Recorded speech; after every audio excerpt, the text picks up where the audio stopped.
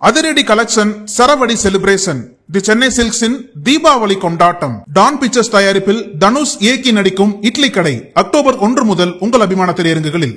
GT Holidays, South India's #1 travel brand. You know you are special when you're with GT Holidays. தெனவெடுத்து போய் சாகரவனுக்கு எதுக்கு பணம் கொடுக்கணும்? தமிழ்நாடு அரசு இந்த 10 லட்சம் கொடுத்தா வாபஸ் ஆகும். விஜய் வந்து குளிச்சிருக்காரு, இப்பதான் கக்கூஸ் போனாரு, பாத்ரூம் போனாரு, இல்லாம டிவியில போடுவீங்க. வெக்கமா இல்ல உங்களுக்கு? பணம் கொடுக்குறான்றதுக்காக எதை வேணாலும் போடுவீங்களா டிவியில? 40 பேர் செத்தப்ப தலைவரிக்க ஓடியவன் தமிழன் எப்படி தமிழ்நாட்டை காப்பாற்றுவான்? ஓடுனவன் எப்படா தலைவன்? இனிமே செத்து எல்லாரும் எரிச்ச பிறகு நீ போய் வீடு வீடா போய் கண்ணீர் அஞ்சலி செலுத்த போறியா? நீ பஸ் வருது, பைக்ல ஓட்டி வந்து பஸ் கீழே விழுகிறாங்க, ஃப்ரண்ட் வீல்ல விழுகிறாங்க. பள்ளியில படிக்கிற ஸ்கூல்ல படிக்கிற வேணா கூட்டு போறியா? நீ ஒரு காட்டுமிராண்டி கூட்டத்தை கிரியேட் பண்ணி வச்சிருக்கான் அவன் தலைவன். கரூர் போனேன்னா உன்னை அடித்து நொறுக்கிடுவானா இல்லையா? 41 உயிரை பழி வாங்கிய உனக்கு இன்னும் என்ன தார்மீக உரிமை இருக்கு? 1000 கோடி உச்சத்துல சம்பாதிச்சிருக்கீல, செத்தவங்களுக்கு 1 கோடி கொடுத்துருக்கலாமா இல்லையா? நீ 40 கோடி கொடுத்தா என்ன குறைஞ்சு போயிருவியா நீ? இனிமேல் வந்து விஜய் வந்து எந்த ஊருக்குள்ளேயும் போக கூடாது. ஒரு ரவுடியால இந்த மாவட்டத்துல பிரச்சனை வரும்னா மாவட்டத்துக்குள்ளே நுழையக்கூடாதுன்னு நீதிமன்றம் உத்தரவு போடுதுல. 41 உயிரை காவு வாங்கிய விஜய் ஊருக்குள்ள போய் மீட்டிங் போடக்கூடாது.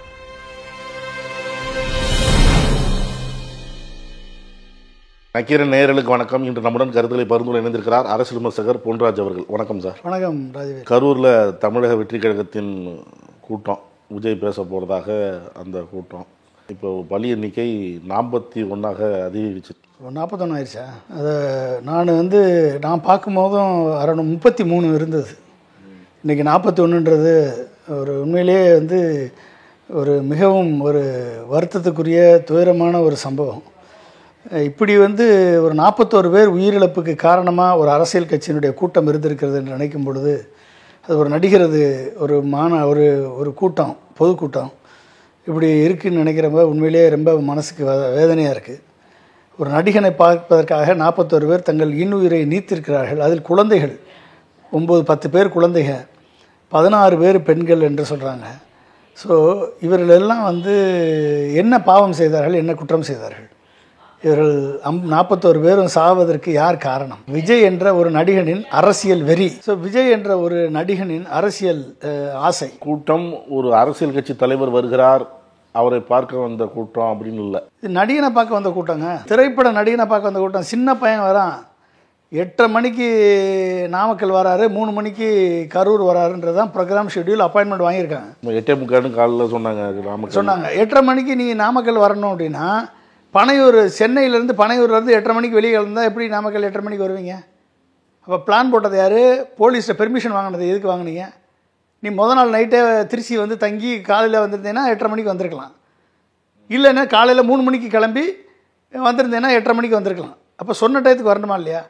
நீ ஒரு டைம் சொல்கிறேன்னு சொல்லி சின்ன பசங்க, யாரா இப்போ 5ஆவது படிக்கிற பசங்க, 10ஆவது படிக்கிற பசங்க, இவனெல்லாம் பெண்கள் பிள்ளைங்களை தூக்கிட்டு காலையில் 3 மணிலேருந்து வந்தோம்னு சொல்லி பேட்டி கொடுக்குறாங்க டிவியில். 3 மணிலேருந்து நீ 8:30 மணிக்கு வந்துடுவேன்னு வெயிட் பண்ணுறாங்க. நீ போகிறது 3 மணிக்கு போகிற. அப்போ அவன் சாப்பாடுக்கு என்ன பண்ணுவான்? அந்த கூட்டத்தில் என்ன பண்ணுவான்? தண்ணிக்கு என்ன பண்ணுவான்? அங்கே நீ தண்ணி அரேஞ்ச் பண்ணி கொடுத்துருக்கியா? புஷி ஆனந்த் எங்கே போனார்? அவர் தானே பெர்மிஷன் வாங்க போனார். பெர்மிஷன் வாங்க போகிறது அவர் தான் போகிறாரு. மாவட்ட செயலாளர் எவனே தெரியல.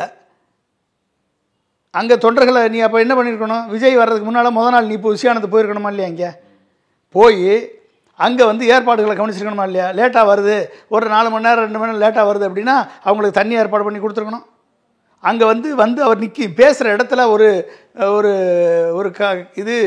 தடுப்பு கட்டைகள் அமைச்சு பஸ்ஸு ஈஸியாக உள்ளே வர்றது மாதிரி வழி ஏற்படுத்தி கொடுத்துருக்கணும். இதெல்லாம் போலீஸ் தன் பணத்தை போட்டு செய்வாங்க. கவர்மெண்ட் பணத்தை போட்டு போலீஸ் செஞ்சு. போலீஸை குறை சொல்கிறாங்களே, போலீஸ் சரியாக இது அரேஞ்ச் பண்ணல அப்படி. போலீஸ் தான் ஏடிஜிபி டேவிட்சன் தேவாசீர்வாதம் தெளிவாக சொல்கிறாரு. 20 பேருக்கு ஒரு போலீஸ் போட்டு 500 போலீஸ் போட்டிருக்கோம். 10,500 பேர் வருவாங்கன்னு எழுதி கொடுத்துருக்காங்க. அப்போ 10,500 பேர் வருவாங்கன்னா நீ பக்கத்தில் இருக்கக்கூடிய 4-5 மாவட்டத்தில் இருக்கவங்களெல்லாம் சேர்த்து வர சொல்லி 30,000 பேரை கூட்டு வந்திருந்தேன்னா என்ன அர்த்தம் அது? அப்போ நீ எழுதி கொடுத்தது 10,500 பேர். நீ பக்கத்து மாவட்டத்திலேருந்தெல்லாம் ஆளை கூட்டு எங்கே விஜய் இந்த பஸ்ஸில் ஏறுறாரோ அங்கேருந்து ஊர்வலமாக கூப்பிட்டு வரீங்க. ஏற்கனவே இங்கே 10,000 பேர் காத்துக்கிட்டு இருக்கான். நீ ஒரு 10,000 பேரை கூப்பிட்டு வந்தேன்னா அப்போ 2 மோதும் கூட்ட நெரிசல் வராமல் என்ன செய்யும்? ஏற்கனவே ஃபுல் டைட்டாக இருக்குது அந்த இடம். எள்ளு போட்டால் கீழே போகாத அளவுக்கு அந்த இடம் இருக்குது.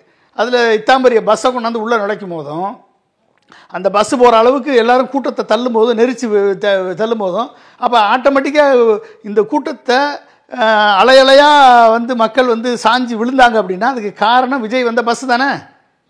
அப்போ உன்னுடைய பிளானிங் இல்லாத தானே காரணம். உன் பொதுச் செயலாளர் உன் கூட வரணுமா, இந்த ஆதவர்ஜனா உன் கூட வரணுமா? அவங்களாம் என்ன பண்ணுறாங்க? முத நாள் போய் நீ வந்து ஒன்று உன் மாவட்ட செயலாளர் ஒழுங்காக இருக்கணும், இல்லை உன் கட்சி தொண்டர்களில் வந்து ஒரு தொண்டர்படையை உருவாக்கி நீ வந்து பாதுகாப்பு கொடுத்துருக்கணும், பேரிகார்டு உருவாக்கியிருக்கணும், பஸ் வர்றதுக்கான வழியை உருவாக்கியிருக்கணும், போலீஸ்கிட்ட சொல்லி நாங்கள் பஸ் வர்றதுக்காக நாங்கள் எங்கள் தொண்டர்கள் நிற்பாங்க, நீங்கள் போலீஸ் எங்களுக்கு ஹெல்ப் பண்ணுங்கன்னு சொல்லியிருக்கணும். நீ சொன்னியா? போலீஸ் என்ன பண்ணாலும் போலீஸை குற்றம் சொல்கிறீங்க. போலீஸ் எங்களுக்கு பெர்மிஷன் தர மாட்டுறாங்க, எங்களை வந்து கையை தூக்க வேணான்னு சொல்கிறாங்க, எந்திரிக்க வேணான்னு சொல்கிறாங்க, உட்கார வேணான்னு சொல்கிறாங்க, திரும்ப வேணான்னு சொல்கிறாங்க. இதெல்லாம் வந்து யார் சொன்னது? விஜய் தானே சொன்னார். இப்போ வந்து நிர்வாகிகள் வந்து இப்போ போலீஸை குறை சொல்கிறாங்க. ஆனால் பேச்சு ஆரம்பிக்கும் போது காவல்துறைக்கு நன்றிங்கிறார் விஜய். அது காவல்துறைக்கு நன்றி. ஏன்னா அவங்க தான் கூட்டு வந்திருக்காங்க.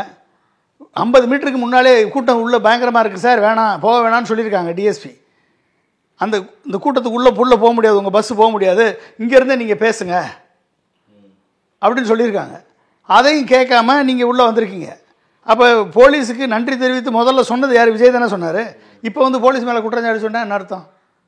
உன்னோட ஆர்கனைசேஷன் இல்லை, உன்னுடைய ஒரு ப்ராப்பரான ஒரு ஆர்கனைசேஷன் பாடி ஸ்ட்ரக்சர் இல்லை. Where is Pushi Anand? எங்கே போயிருக்காரு புஷி ஆனந்த்? எல்லாத்துக்கும் புஷி ஆனந்த் தானே போகிறாரு. ஒரு பெர்மிஷன் வாங்கணும்னா கூட புஷி ஆனந்த், மாநாட்டுக்கு பந்தல் போடனா புஷி ஆனந்த், எல்லாத்துக்கும் புஷி ஆனந்த். இங்கே இன்னைக்கு எங்கே போனார் புஷி ஆனந்த்? எங்கே போனார் இருந்தாலும்? நீ முதல்ல போயிருக்கணும் புஷி ஆனந்த். அங்கே போய் உன் பேச்சத்தை நான் கேட்குறேன் எல்லா தொண்டர்களும். அப்போ நீ இல்லை அந்த ஸ்பாட்டில் இருந்திருக்கணும். நீ ஸ்பாட்டில் இருந்து அங்கே பேரிகார்டு போட்டு இத்தாம்பரிய பஸ் வருது, அதனுடைய லென்த் என்ன, அதனுடைய பிரெத் என்ன, மக்கள் கூட்டம் எப்படி இருக்குது, அப்போ பேரிகார்டு போடணும், போலீஸோட கோஆர்டினேட் பண்ணணும். ஒன்று நீ வந்து உன் மாவட்ட செயலாளருக்கு சொல்லிக் கொடுத்துருக்கணும், உன் தொண்டர்களுக்கு சொல்லிக் கொடுத்துருக்கணும், இல்லை நீ போய் நேரடியாக இருந்து களத்தில் இறங்கி பண்ணியிருக்கணும். பண்ணாமல் நாங்கள் ஏற்கனவே சொல்லிட்டோங்கிறாங்களே. என்னத்தை சொல்லிட்டாங்க? அளவுக்கு அதிகமாக அவங்கள வராங்க அப்படிங்கிறப்ப நாங்கள் வந்து ஒரு கண்டிஷன் போட்டு கர்ப்பிணிகள் வராதிங்க, முதியோர்கள் வர வேண்டாம், குழந்தைகள் வர வேண்டாம் அப்படின்லாம் நாங்கள் சொன்னோம். இவன் சொன்னதே எதுக்கு தெரியுமா? வாங்கன்னு அர்த்தம். இவங்கெல்லாம் வராதிங்கன்னா நீங்கள்லாம் வந்துருங்கன்னு அர்த்தம். ஏங்க ஊர்வலம் வரக்கூடாதுன்னு சொல்கிறீங்கல்ல, ஊர்வலத்தை கூட்டிகிட்டு நீ தானே வந்த.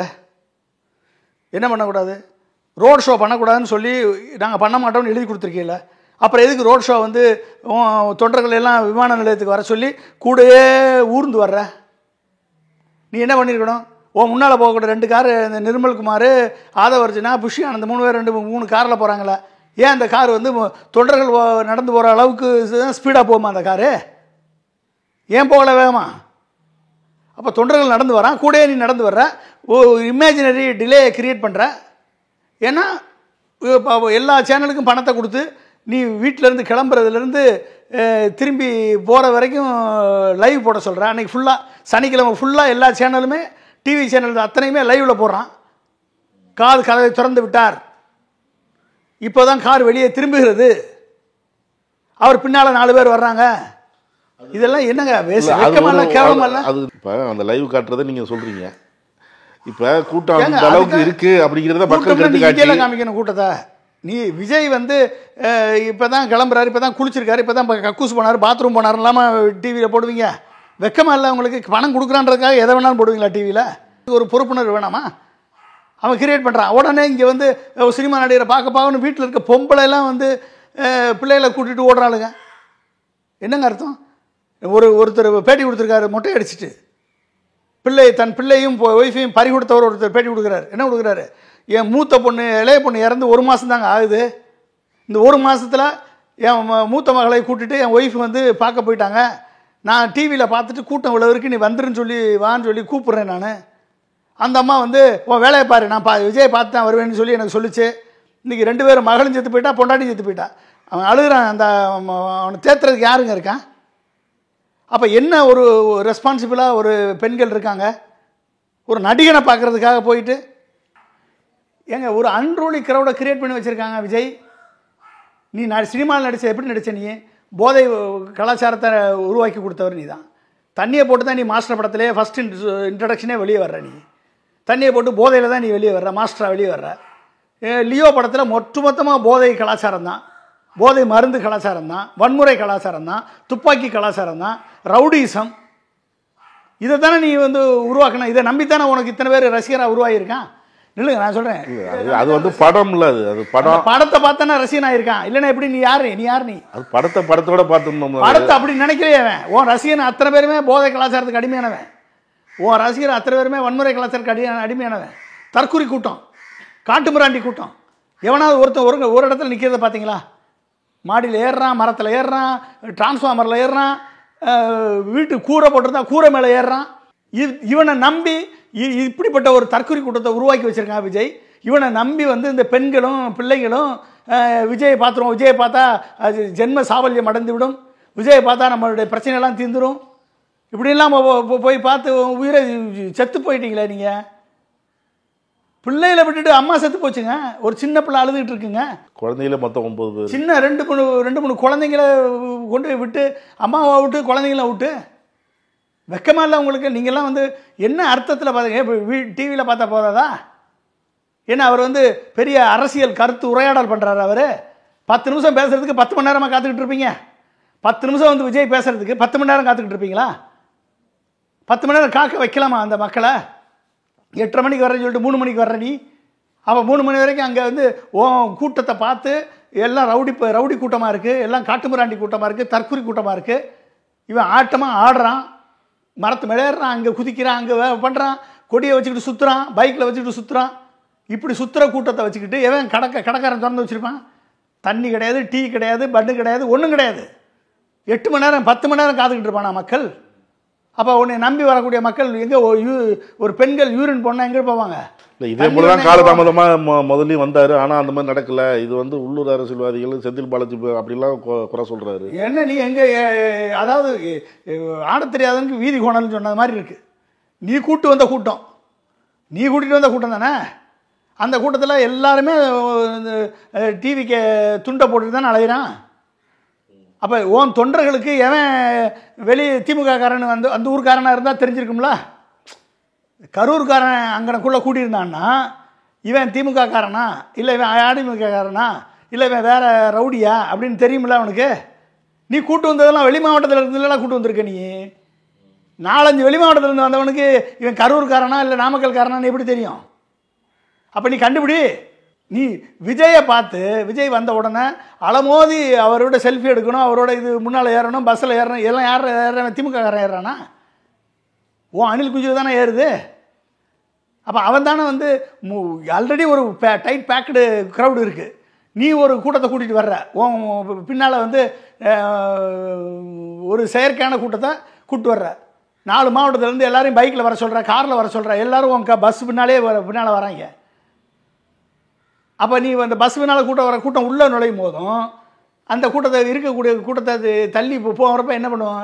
என்ன நடக்கும்? ஸ்டாம்பீடு தான் நடக்கும், நெரிசல் தான் நடக்கும். ஏற்கனவே 10 மணி நேரம் தண்ணி இல்லாமல் அங்கே உட்காந்துருக்கான்.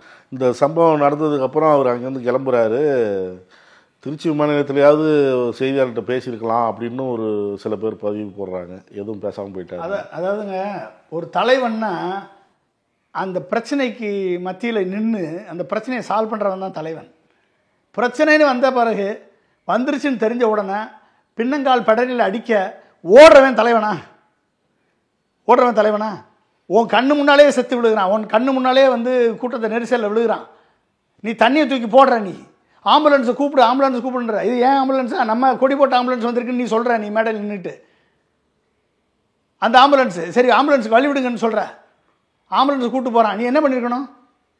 கொஞ்சம் தூரம் போய் இறங்கி நின்று என்ன ஆச்சுன்னு கேட்டு கரூர் ஆஸ்பத்திரிக்கு உள்ளே போயிருக்கணும். நீ போய் நின்றுருந்தேன்னா அங்கே மீடியா இருக்குது, போலீஸ் இருக்குது, உனக்கு எந்த பிரச்சனையும் இல்லாமல் பாதுகாத்துருப்பாங்க.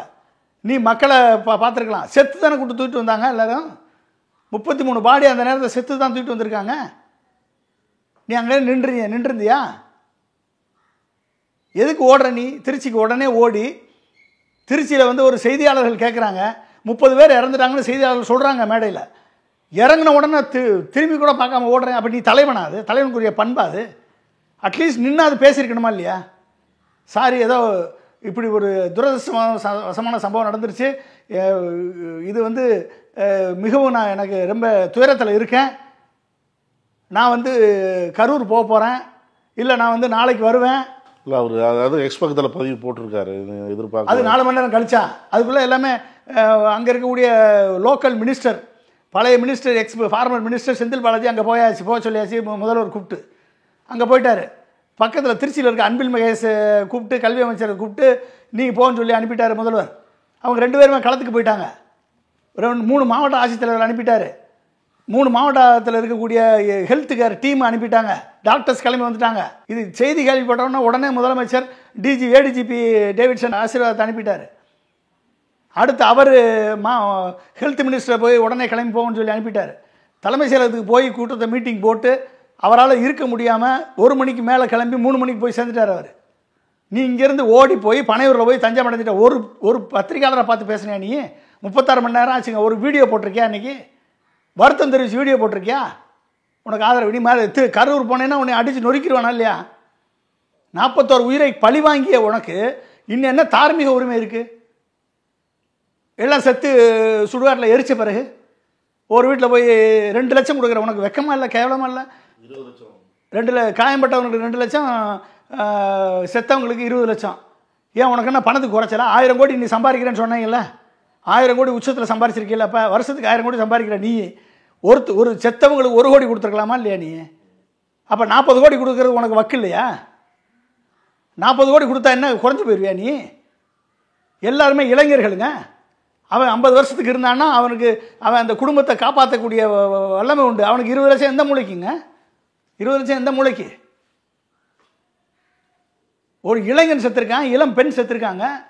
எல்லாம் படித்தவங்க, படித்து முட்டாள்களாக உன்னை பார்க்கறதுக்காக வந்து தன் உயிரை மாற்றிருக்காங்க. சின்ன குழந்தைங்களை கொண்டாந்து பழி கொடுத்துருக்கான் அவங்க அப்பனும் ஆத்தாலும். வெக்கமா இல்லை? நாங்கள் கேட்ட இடத்த வந்து கொடுத்துருந்தா இந்த அளவுக்கு நெரிசல் இருந்திருக்காது. எந்த கேட்ட அளவு நீ 10,000 பேர் தானே கூட்டு வந்திருக்கணும். 10,000 15,000 கூட கூட்டு வந்துக்கோ. உன்னை யார் 30,000 பேரை கூட்டு வர சொன்னது? பக்கத்து மாவட்டத்துலேருந்து ஏன் வர சொன்ன? உன்னை யார் வர சொன்னது? அப்போ என்ன அர்த்தம்? ஒரு பிம்பத்தை கிரியேட் பண்ணி, கூட்டம் இருக்குன்ற பிம்பத்தை கிரியேட் பண்ணி, உனக்கு தான் வந்து 8 மணி நேரம் தாமதமாக ஆகிறன்ற ஒரு பிம்பத்தை கிரியேட் பண்ணி, ஊடகங்களுக்கு பணத்தை கொடுத்து, நீ கிளம்புறதுலேருந்து லைவ் போட வச்சு, ட்ரோன் காட்சியை போட வச்சு, மக்கள் மத்தியில் ஒரு பர்செப்ஷனை கிரியேட் பண்ணி, எல்லா மக்களும் இவனுக்கு தான் ஆதரவுன்னு சொல்லி ஒரு பிம்பத்தை கிரியேட் பண்ணி நம்பி ஏமாறக்கூடிய படித்த ஒரு முட்டாள்கள் மத்தியில் ஒரு பிம்பத்தை கிரியேட் பண்ணி நீ தான் ஜெயிச்சிருவேன்ற ஒரு பிம்பத்தை கிரியேட் பண்ணுறதுக்காக உன்னுடைய அரசியல் ஆசைக்காக வெறிக்காக 41 உயிரை பலி கொடுத்துருக்க. நீ இன்னும் 50 பேர் சிகிச்சையில் இருக்கான். என்ன ஆக போகுதுன்னு தெரியல அவனுக்கு. அவனுடைய ஃபியூச்சர் குவாலிட்டி ஆஃப் லைஃப் எப்படி இருக்குன்னு தெரியல. நீ கொடுக்குற 2 லட்சம் எந்த மூளைக்கு? 1 கோடி கொடுத்துருக்கணும் செத்தவனுக்கு. பாதிக்கப்பட்டு சிகிச்சை பெறவனுக்கு 50 லட்சம் கொடுத்துருக்கணும். நீ கோடிக்கணக்கில் சம்பளம் வாங்குற நடிகன் தானே. 1000 கோடி வாங்கியிருக்கீங்களா வருஷத்துக்கு? இதே ஆதவர்ஜனா தானே சொன்னான் 1000 கோடி வாங்குறாரு அப்படின்னு. நீ சொல்லி கொடுத்துருக்கணுமா இல்லையா 40 கோடி? நீ 40 கோடி கொடுத்துருந்தேனே நீ மனுஷன். தமிழ்நாடு கவர்மெண்ட் 10 லட்சம் கொடுத்து நான் என்ன சொல்கிறேன், தமிழக முதல்வர் இந்த மாதிரி சாகிறவனுக்கெல்லாம் பணம் கொடுக்கக்கூடாது, 10 லட்சம் கொடுக்கக்கூடாது. அரசியல் அறிப்படுத்துறதுக்கு, உயிரை பழி வாங்கினதுக்கு அந்த கட்சி தான் கொடுக்கணும். கோர்ட் சொல்லியிருக்கல, இதனால் வரக்கூடிய பாதிப்பை அந்த கட்சி தலைவர் தான் ஏற்றுக்கணும்னு. அப்போ எதுக்கு நம்ம கவர்மெண்ட்லேருந்து பணத்தை கொடுக்கணும்? செத்தவங்களுக்கு பணம் கொடுக்கக்கூடாது. இனிமேல் தினவெடுத்து போய் சாகிறவனுக்கு எதுக்கு பணம் கொடுக்கணும்? கவர்மெண்ட்டு எந்த கட்சிக்காரன் கூட்டு போய் சாக வச்சானோ அந்த கட்சிக்காரன் கொடுக்கணும் பணம். இவனுக்கு பணம் இல்லையா? ப்ரோக்ராமை மாற்றுறது ஏன் சார்? இப்போ அன்னைக்கு தினம் திருவள்ளூர் வட சென்னை அப்படின்னு பிளான் போட்டிருந்தாங்க, திடீர்னு கரூருக்கு மாற்றிருக்கிறாரு. கரூரில் பலத்தை காமிக்கிறதா? நீ கூட்டின முப்பெரும் விழாவுக்கு இப்போ தானே கூட்டிருக்கீங்க, நான் காமிக்கிறேன் பாருன்னு மாத்திரதான். அரசியலில் இவர்கள் செல்வாக்க காமிக்கிறாங்களாம். அப்படி இவருக்கு தான் தன்னெழுச்சியாக மக்கள் கூட்டம் வருதான். 4 மாவட்டத்திலிருந்து ஆளை கூட்டு வந்தது நீ தானேப்பா பணத்தை கொடுத்து. கரூர்காரனாக இருந்திருந்தா கூட்டத்தில் செருப்பை எரியிறவன் எவன் கண்டுபிடிக்க தெரியுமில்ல அவனுக்கு? நீ சொல்கிறீல்ல செந்தில் பாலாஜி டீம் எரிஞ்சாங்கன்னு சொல்கிறீல்ல, செருப்பை கொண்டு எரிஞ்சாங்க, இதை கொண்டு எரிஞ்சாங்கன்னு சில அதி புத்திசாலி எல்லாம் டிவி டிபேட்டில் பேசுகிறாங்க. நீ கரூர்காரனாக இருந்திருந்தா இவன் எவன் எரிஞ்சான்னு கண்டுபிடிச்சிருப்பானா இல்லையா? கண்டுபிடிச்சி நாளை முத்திருக்கலாம்ல. நீ வந்தவெல்லாம் வெளி மாவட்டத்துக்காரன் கூட்டு வச்சுக்கிட்டு ஒரு இமேஜினரி க்ரௌடை கிரியேட் பண்ணி கரூர்காரனை காலி பண்ணிட்டு போயிட்டா. செத்தவன் எத்தனை பேர் செத்துருக்காங்க? திண்டுக்கல் மாவட்டத்திலேருந்து ஒட்டஞ்சத்திரத்துலேருந்து தேனியிலேருந்து செத்துருக்கான். தேனியிலேருந்து கரூருக்கு என்னங்க சம்மந்தம்? தேனிக்கு கரூருக்கும் அப்போ என்ன? நீங்கள் ஒரு கூட்டத்தை காமிச்சு அந்த கூட்டத்தின் மூலமாக உனக்கு செல்வாக்கு இருக்கின்றத நீ போலி பிம்பமாக கிரியேட் பண்ணி இதன் மூலமாக வந்து ஆயிரக்கணக்கான கோடிகளை கொண்டாந்து லாட்ரிக்காரன் கொண்டாந்து பணம் கொடுக்குற மாதிரி இன்னும் எத்தனை பேர்கிட்ட பணத்தை வாங்கி போட்டிருப்பேன்? உன் பணம் ஒரு பைசா செலவழிச்சிருக்கேன் இது வரைக்கும்? கணக்கு கொடுத்துருக்கேன் இது வரைக்கும்? 2 மாநாடு நடத்தியிருக்கேன். உன் பணம் எவ்வளோ செலவழிச்சிருக்கேன் சொல்லுங்க பார்ப்போம். இந்த பஸ் யார் வாங்கி கொடுத்தது? இத்தாம் பெரிய பஸ் தேவையா உனக்கு? நீ பேசுகிற 10 நிமிஷம் ஸ்பீச்சுக்கு இத்தாம் பெரிய பஸ் ஆடம்ப வசதி தேவையா? ஒரு 10 மணி நேரம் காக்க வைப்பியா நீ 10 நிமிஷம் ஸ்பீச்சுக்கு? ஒரு நடிகனை பார்த்து நீ என்ன அரசியல் கற்றுக்கிறதுக்காக வந்தால் இங்கே எத்தனை வேணும்? சினிமாவில் பார்த்த நடிகனை இவ்வளோ நாள் கழிச்சு வர்றாரு, நாங்கள் பார்க்கணும் ஆவலில் போகிறோம்னு சொல்லி ஒருத்தன் பேட்டி கொடுக்குறான். இன்னமும் இப்படிப்பட்ட ஒரு சமுதாயம் தமிழ்நாடு சமுதாயம் சொல்கிறாங்க. இப்போ பொதுமக்களும் இந்த அளவுக்கு போகக்கூடாதுன்னு சொல்கிறாங்க. அதை எப்படி பார்க்குறீங்க? அறிவை தொலைத்தவர்கள் இவர்கள்லாம், அறிவை தொலைத்தவர்கள். இவர்கள் வந்து கடுமையாக தண்டிக்கப்படணும். பிள்ளைகளை கூட்டிட்டு எதுக்குங்க போகிறாங்க? சின்ன குழந்தைங்களா? பள்ளியில் படிக்கிற ஸ்கூலில் படிக்கிற வேணா கூட்டு போகிறேன். நீ யாரை போய் கூட்டு பார்க்க போகிறா? ஒரு பெரிய ஒரு காட்டுமிராண்டி கூட்டத்தை கிரியேட் பண்ணி வச்சுருக்கான் உன் தலைவன். நீ யாரை வந்து ஆதர்ச நாயகனாக நினைக்கிறையோ அவன் கிரியேட் பண்ணக்கூடிய கூட்டம் வந்து ஒரு காட்டுமிராண்டி கூட்டம், தற்கொலை கூட்டம். ஏறி குதிக்கிறான், மேலே விழுகிறான். ஆனால் பெண்களும் குழந்தைங்களும் என்ன பண்ணுவாங்க? விஜயை பார்க்கணுன்னு போகிறாங்க. ஆனால் அவன் கிரியேட் பண்ணி வச்சுருக்க கூட்டம் ஒரு தற்கொலை கூட்டமாக இருக்குது. அவன் வந்து மேலே ஏறி விழுகிறான். ஓ உயிரை போச்சில்ல இன்னைக்கு, ஓ உயிர் போச்சில்ல. அப்போ போதை கலாச்சாரத்தை பரப்பியவர் விஜய், வன்முறை கலாச்சாரத்தை பரப்பியவர் விஜய் தன் சினிமா மூலமாக, ரவுடி கலாச்சாரத்தை பரப்பியவர் விஜய் தன் சினிமா மூலமாக, துப்பாக்கி கலாச்சாரத்தை பரப்பியவர் விஜய் தன் சினிமா மூலமாக. இதை நம்பித்தானே இத்தனை பேர் ரசிகனாக சேர்ந்துருக்கான். இந்த ரசிகன் வந்து ஒன்றே நீ என்ன மாதிரிலாம் சினிமாவில் பண்ணியோ அதை அப்படியே தரையில் பண்ணுறான், பைக்கில் பண்ணுறான், ரோட்டில் பண்ணுறான். ஒரு பஸ் வருது, 2 பேர் வந்து பைக்கில் ஓட்டி வந்து பஸ் கீழே விழுகிறாங்க, ஃப்ரண்ட் வீலில் விழுகிறாங்க. நான் ஒரு வீடியோ பார்த்தேன் நான். அப்போ என்னங்க அர்த்தம் அது? இறுதியாக பொதுமக்களுக்கு நீங்கள் என்ன சொல்ல விரும்புகிறீங்க? அதாவது அப்துல் கலாம் மறைந்ததற்கும் மக்கள் வந்தாங்க, அதை எப்படி பார்க்குறீங்க? இது எப்படி பார்க்குறீங்க? அவர் மறைந்ததுக்கு மக்கள் வந்தாங்க அப்படின்னா பிறப்பு ஒரு நிகழ்வாக இருக்கலாம், ஆனால் இறப்பு ஒரு சரித்திரமாக இருக்க வேண்டும் என்று சொல்லி மறைஞ்சார் அவர். மக்கள் மனதில் நீங்கா இடம் பெற்றவர், குழந்தைகள் மனதில் நீங்கா இடம் பெற்றவர், கனவை கொடுத்தவர், லட்சியம் கொண்ட எவரையும் யாரும் அடிமைப்படுத்த முடியாது என்ற சித்தாந்தத்தை விதைத்தவர். அப்போ லட்சியம் இருக்கணும், கனவு இருக்கணும். உனக்கு கனவு இருந்தால் லட்சியமாக இருக்கணும், லட்சியமாக மாறணும். கனவு லட்சியமாக மாறிச்சுன்னா அது வெற்றிக்கு வழிவகுக்கும்னு சொன்னவர். அப்போ அவர் என்ன சொன்னார்? அப்போ அந்த கனவை வைத்தவர் மறைந்த போது ஒட்டுமொத்த உலகமும் எந்திரிச்சு நின்று அவருக்கு அஞ்சலி செலுத்தியது. சரிங்களா? அந்த கனவை எப்படிப்பட்ட லட்சியத்தை இல்லாமல் எப்படிப்பட்டவங்களாக வந்து மாற்றி வச்சுருக்கோம், டைவர்ஷனாக சொல்லுங்கள் பார்ப்போம். எதுக்கெல்லாம் அடிமைப்பட்டிருக்கான் இன்றைக்கி இருக்கக்கூடிய இளைஞன்? இன்றைக்கி விஜயை சுற்றி இருக்கக்கூடிய இளைஞன் எதுக்கு அடிமை? போதைக்கு அடிமை, குடிக்கு அடிமை, வன்முறைக்கு அடிமை, ரவுடிசத்துக்கு அடிமை, சினிமாவுக்கு அடிமை, அடுத்து சோசியல் மீடியாவுக்கு அடிமை, யூடியூப்புக்கு அடிமை, இன்ஸ்டாகிராமுக்கு அடிமை, ஃபேஸ்புக் அடிமை, வீடியோ கேம்ஸுக்கு அடிமை, பீடி சிகரெட்டுக்கு அடிமை. அப்போ இத்தனை அடிமை இருக்கவனுக்கு என்ன லட்சியம் இருக்குது? அங்கே தான் லட்சியத்தை விதைக்கணும்னு சொன்னார் அப்துல் கலாம். அப்போ லட்சியம் லட்சிய விதைக்க யாருடைய பொறுப்பு?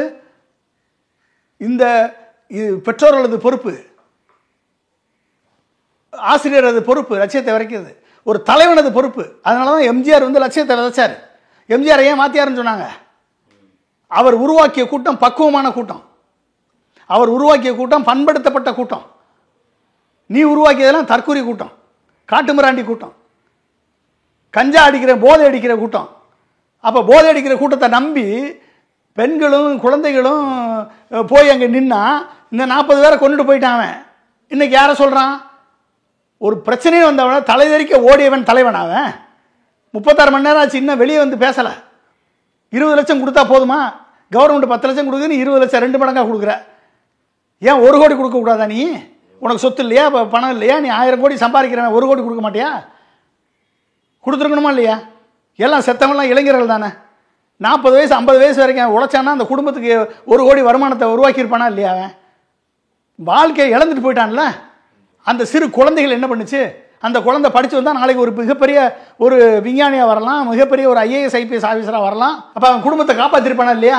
நான் என்ன சொல்கிறேன், இந்த மாதிரி நடிகன் என்ற விளக்கொளிச்சத்தை பார்த்து தங்கள் உயிரை மாய்த்து கொள்ளக்கூடிய விட்டில் பூச்சிகளாக நீங்கள் இருக்கக்கூடாது. உங்களுக்கென்று சிறகுகள் இருக்கிறது. அறிவை பயன்படுத்துங்கள், சிந்தனையை திடப்படுத்துங்கள், எவன் நடிக்கிறான் என்பதை புரிந்து கொள்ளுங்கள். சினிமாவில் கதைவசனம் எழுதி கொடுத்து டான்ஸு பாட்டு எல்லாம் போட்டு நடிக்கிறான். அதையே இங்கே வந்து அரசியலில் இப்போ பண்ண ஆரம்பிச்சிட்டான். எல்லாரும் அரசியலில் நடிக்கிறது, அரசியலில் கூட்டத்தை சேர்க்கறது, அரசியலில் ஒரு இவனுக்கென்று ஒரு தனி பிம்பத்தை கிரியேட் பண்ணுறது, மீடியாவுக்கு பணத்தை கொடுத்து லைவில் போட சொல்கிறது, பக்கத்து மாவட்டத்திலேருந்து ஆளை கூட்டு வந்து கூட்டத்தை கூட்டு போய் இவருக்கு இவ்வளோ கூட்டம் இருக்கான்னு ஒரு பொய்யான பிம்பத்தை கிரியேட் பண்ணுறது. அதை நம்பி மக்கள் வந்து வீட்டில் பார்க்கக்கூடிய பெண்களும் பெரியவர்களும் சின்ன குழந்தைகளும் எங்கள் தலைவனுக்கு இவ்வளோ கூட்டம், எங்களுக்கு இவ்வளோ கூட்டம்ன்ற ஒரு பிம்பத்தை கிரியேட் பண்ணி அதன் மூலமாக அரசியல் வெற்றி பெற்று இவனை சுற்றி இருக்கக்கூடிய தற்கொலைகள்லாம் சேர்ந்து, அரசியல் அறிவே இல்லாத தற்கொலைகள்லாம் சேர்ந்து ஒரு ஆட்சி அமைத்து இவர்கள் வந்து தமிழ்நாட்டை காத்துருவாங்க. 40 பேர் செத்தப்போ தலைதறிக்க ஓடியவன் தமிழன் எப்படி தமிழ்நாட்டை காப்பாற்றுவான்? பிரச்சனைன்னு வந்தால் நிற்கிறமா இல்லையா? நீ நின்றுந்தேனா நீ தலைவன், ஓடுனவன் எப்படா தலைவன்? இனிமேல் செத்து எல்லாரும் எரிச்ச பிறகு நீ போய் வீடு வீடாக போய் கண்ணீர் அஞ்சலி செலுத்த போறியா? நீ அதுக்கு பாதுகாப்பு வேணும்னு சொல்லி மனு கொடுத்துருக்காங்க. என்ன பாதுகாப்பு? அது கூட பயந்துகிட்டு இருக்கேன். நீ போனால் அடிச்சிருவாங்க. 40 பேர் உயிரை பழி வாங்கிய விஜய் இனிமேல் எங்கேயும் தலைகாட்டக்கூடாது, தலைகாட்ட முடியாது, அந்த அளவுக்கு ஆயிரும். நான் என்ன சொல்கிறேன், தமிழ்நாடு அரசு இந்த 10 லட்சம் கொடுத்த வாபஸ் வாங்கணும், கோர்ட்டு உத்தரவு போடணும், இவனுக்கு 1 கோடி கொடு அப்படின்னு. இவனால தானே இத்தனை பேர் செத்துருக்கான். 1 கோடி நீ கொடு, செத்தவங்களுக்கு 1 கோடி கொடுக்குற தமிழ்நாடு அரசு எது கொடுக்கணும்? காயம்பட்டவங்களுக்கு 50 லட்சம் கொடுக்க சொல்லுங்க. இவன் ஏற்பட்ட அத்தனை இழப்புகளையும் விஜய் கட்சி கட்ட சொல்லுங்க. இதுக்கு ரெஸ்பான்சிபிளாக இருந்த விஜய், புஷி ஆனந்த், ஆதவர்ஜுனா, அவன் யார், ராஜ்மோகன், இந்த ஜானாரோக்கியசாமி, இப்படி எவெல்லாம் கூட இருந்தான மாவட்ட செயலாளர், அந்த ஒன்றிய செயலாளர், அத்தனை மேலே அரெஸ்ட் பண்ணுங்க. அரெஸ்ட் பண்ணி உள்ள வைங்க. ஒருத்த செத்தான்னு சொல்லிட்டு அவன் புஷ்பா படத்தில் நடித்த ஒரு நடிகரை தூக்கி உள்ள வச்சாங்களா இல்லையா? அரெஸ்ட் பண்ணாங்களா இல்லையா? அல்லு அர்ஜுனாவை 40 பேர் செத்துருக்கான், 40 பேர் செத்துருக்கான். எதுக்கு இன்னும் அரெஸ்ட் பண்ணல? ஒரு நபர் கமிஷன் விசாரணை போட்டிருக்காரு முதலமைச்சர். அந்த விசாரணை முடிவில் நான் செய்வேன்னு சொல்லியிருக்காரு. ஆனால் இவர்கள் அரெஸ்ட் பண்ணப்பட வேண்டும். இவனுக்கு உண்மையிலேயே மனசாட்சின்னு ஒன்று இருந்திருந்தா சம்பவம் நடந்த அன்னைக்கு அங்கே கரூர் ஆஸ்பத்திரியில் போய் இருந்திருக்கணும் விஜய். இவனுக்கு சுற்றி இருக்க அத்தனை பேர் ஓடி போயிட்டான். எப்படிங்க அது? இவனை எப்படிங்க தலைவன் நம்ப முடியும்? தலைவனா களத்தில் முதல்ல இருக்கிறவன் தான் தலைவன். பிரச்சனைன்னு வந்தால் சந்திக்கிறவன் தான் தலைவன். தைரியமாக முடிவெடுக்கிறவன் தான் தலைவன். தோல்வியை தனதாக்கி கொண்டு வெற்றியை உடன் இருந்தவங்களுக்கு பரிசளிப்பவன் தான் தலைவன். பிரச்சனைன்னு வந்தால் ஓடுறவன் தலைவன் கிடையாது. இப்படிப்பட்ட ஒரு சினிமாக்காரனை நம்பி 40 பேர் உயிரை கொடுத்துருக்காங்க. எப்படிங்க ஏற்றுக்குவீங்க? ஒரு கல்ச்சர் உள்ள சொசைட்டி, ஒரு பண்பட்ட சொசைட்டி, இந்தியாவிலேயே வந்து அதிகமான படித்தவர்கள் இருக்கக்கூடிய மாநிலம் தமிழ்நாடு. இந்த தமிழ்நாட்டில் இப்படிப்பட்ட ஒரு சினிமா நடிகனை நம்பி பின்னால் போயிருக்க நியூயார்க் டைம்ஸில் எழுதுறாங்க, நியூயார்க் டைம்ஸில் போட்டிருக்காங்க படத்தை போட்டு. கேவலமாக இல்லை? வெக்கமாக இல்லை? இனிமேல் எவனாவது வந்து உங்கள் பிள்ளைகளை, குழந்தைகளை, பெண்களை வந்து நீங்கள் கூட்டத்துக்கு அனுப்புவீங்களா? நான் என்ன சொல்கிறேன், இனிமேல் வந்து விஜய் வந்து எந்த ஊருக்குள்ளேயும் போகக்கூடாது. ஒருத்தனால, ஒரு ரவுடியால் இந்த மாவட்டத்தில் பிரச்சனை வரும்னா மாவட்டத்துக்குள்ளே நுழையக்கூடாதுன்னு நீதிமன்றம் உத்தரவு போடுதில்ல. 41 பேர் உயிரை காவு வாங்கிய விஜய், அந்த புஷி ஆனந்த், இவங்க யாருமே வந்து ஊருக்குள்ளே போய் மீட்டிங் போடக்கூடாது. நீ போடுறியா, அடுத்ததில் போய் நீ வந்து தனி ஒரு கிரவுண்ட் எடுத்துக்கோ, அந்த கிரவுண்டில் போய் மீட்டிங்கை போடு. உனக்கு கொடுத்த இடத்துல தான் எடப்பாடி போட்டார் மீட்டிங் 2 நாளைக்கு முன்னால். கிட்டத்தட்ட 60 அடி 80 அடி ரோடுங்க அது.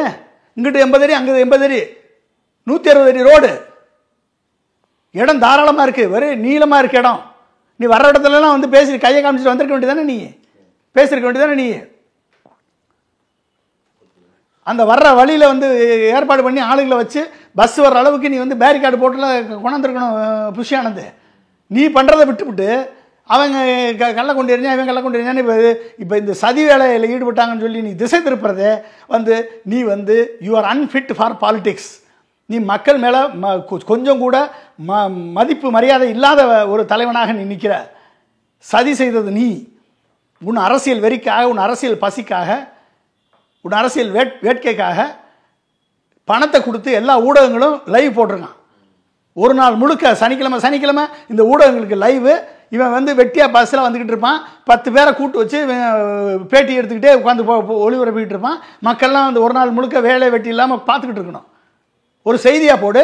ராகுல் காந்தி இங்கேருந்து 4000 கிலோமீட்டர் நடந்து போனார், பாரத் யாத்திரா எல்லாம் லைவாக போட்டான். மக்களோட மக்களாக நின்று நடந்து போனார். நீ மனுஷனாக இருந்தால் நடந்துல வந்திருக்கணும். நீ பஸ்ஸில் வந்துட்டு செயற்கையான கிரௌடை கிரியேட் பண்ணி இன்னைக்கு ஒரு மிகப்பெரிய விபத்தை ஏற்படுத்துவதற்கு காரணமாக இருந்து இத்தனை பேர் உயிரிழப்பை பார்த்த உடனே தப்பிச்சு ஓடி இருக்க நீ எப்படா தலைவன்? எப்படி தலைவன்? உன்னை நம்பி வரக்கூடிய விட்டில் பூச்சிகளாக இந்த இளைஞர்கள் இருக்கான, இவனை நம்பி மக்கள் ஓட்டு போட்டு உன்னை முதலமைச்சராகனா என்ன பண்ணுவேன்? நாளைக்கு தமிழ்நாட்டுக்கு ஒரு பிரச்சனை வந்தால் தலைதறிக்க ஓடி போயிடுவேன். மக்களை திராட்டில் விட்டுட்டு உன்னை எப்படி நம்பி முதலமைச்சராக்க முடியும்? ரொம்ப நன்றி சார். மிக்க நன்றி. நக்கீரன் டிவிக்கு சப்ஸ்கிரைப் செய்யுங்கள். உங்கள் ஆதரவே எங்கள் பலம். ஆசிரியர்களுக்கு நண்பனாகவும் மாணவர்களுக்கு ஆசானாகவும் திகழும் தேர்வு வழிகாட்டி. ஒவ்வொரு பாடத்திற்கும் அனுபவமிக்க ஆசிரியர்களின் துல்லியமான தெளிவான விடைகள். CNC இருக்கு, தேர்வு பயம் எதற்கு? இது தீரன் பப்ளிஷிங் ஹவுஸ் விற்பனை வெளியீடு.